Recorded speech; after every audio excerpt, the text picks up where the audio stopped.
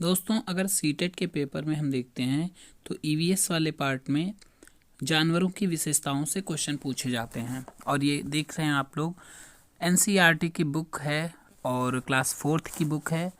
Part यहाँ पर 3 है, नंदू हाथी। मतलब हाथी से जो भी क्वेश्चन सीटेट में अभी तक बने हैं या बनेंगे, इस लेसन से बाहर नहीं जाएगा हाथी या कुछ और जानवरों की विशेषताओं के बारे में। लेकिन प्रश्न बनते कहाँ हैं, ठहर जाइए, एक बार देख लीजिए प्रश्न कैसे बनते हैं ना, तो ये जानना बहुत ज़रूरी है।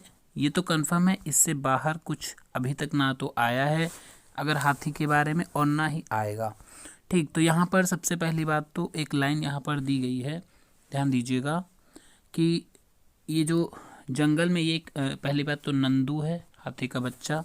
ठीक, और ये नानी माँ जोर से चिंगाड़ी। तो यहाँ पर टारगेट मेरा है कि जो झुंड में हाथी होते हैं, है ना, तो यहाँ पर टारगेट ये दिखाया गया खुद बुक में कि जो है हाथिनियों ने नानी माँ को जंगल की तरफ जाते देखा। और उससे पहले यहाँ बताया गया है वे इस झुंड में सबसे बड़ी हैं। किसको बड़ी बताया जा रहा है?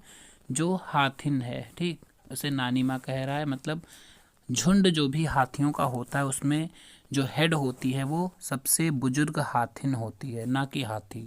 तो ये पॉइंट यहाँ पर याद रखना है। और इसके अलावा यहाँ पर अगर हम बात देखते हैं, सीधे यहाँ पर आ जाते हैं। झुंड आपको दिख रहा होगा स्क्रीन पर, है ना। तो ये बुक काफ़ी कलरफुल बनाई जाती हैं ताकि बच्चों को क्या करें, अट्रैक्ट करें। यहाँ पर ये फैक्ट है, देखिए यहाँ पर क्या तुम जानते हो कि ये बच्चों के लिए बताया जा रहा है फिलहाल, लेकिन हाथी एक दिन में 100 किलोग्राम से ज़्यादा पत्ते और झाड़ियाँ खा लेता है। ये क्वेश्चन पूछा गया है कई बार सीटेट में।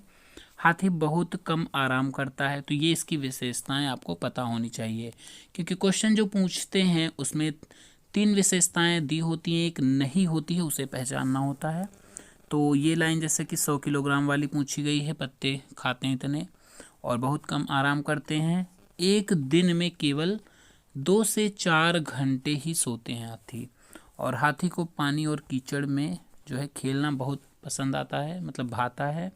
और इससे होता क्या, उसके शरीर को ठंडक मिलती है। वैसे उसके कान भी पंखे की तरह होते हैं और गर्मी लगने पर हाथी अपने कान को हिलाकर हवा करता है। तो ये इसकी विशेषताएं, कोई भी विशेषता यहाँ पर पूछ लिया जाता है। और ये लास्ट में पता करो की बात करी गई है। नंदू तो सिर्फ 3 महीने का है। अब यहाँ एक फैक्चुअल टाइप में दे दिया गया है, मतलब नंदू जो कि हाथी का बच्चा है और उसका वजन कितना बताया गया है, लगभग 200 किलोग्राम। तो याद रखना है कि हाथी के बच्चे का वज़न लगभग 200 किलोग्राम होता है। यहाँ पर हाथियों का झुंड दिख रहा है आपको।